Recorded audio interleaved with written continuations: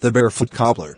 In a small village nestled between two great rivers, there lived a skilled shoemaker named Kofi. For years, Kofi had been crafting shoes of all sizes and shapes, from tiny sandals for newborns to sturdy boots for lumberjacks. His workshop was a marvel, filled with the sweet scent of leather, the hum of hammers, and the chatter of satisfied customers. Kofi took pride in his work, carefully measuring each foot, selecting the finest materials, and stitching every seam with precision. His shoes were renowned for their comfort and durability, earning him the nickname the Master Cobbler. Ironically, amidst his success, Kofi had forgotten one crucial detail: his own feet. He wore tattered, worn-out sandals, held together by threads and hope. His toes poked out, and his heels ached from years of neglect. Customers would often remark, "Kofi, why don't you make yourself a new pair? Or your shoes are magnificent, but what about yours?" Kofi would chuckle, "I'm too busy making shoes for others.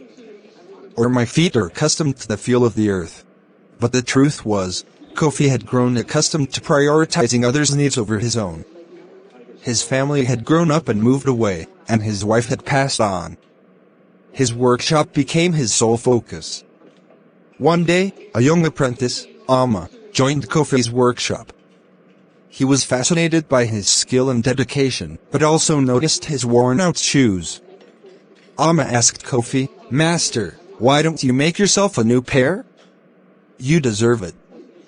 Kofi looked at Amma, and for the first time, he saw himself through his eyes. He realized that his neglect was not humility, but self-forgetfulness. He took Amma's words to heart and crafted a beautiful pair of shoes, just for himself. As he slipped into his new shoes, Kofi felt a sense of comfort and pride he hadn't experienced in years. His feet rejoiced, and his heart swelled with gratitude. From that day forward, Kofi made sure to prioritize his own needs alongside those of his customers. His workshop continued to thrive, but now, the Master Cobbler wore shoes that reflected his true craftsmanship, shoes that brought joy to his own feet, as well as those of others. Moral: even the most skilled and generous among us must remember to take care of ourselves, lest we forget our own worth. The end.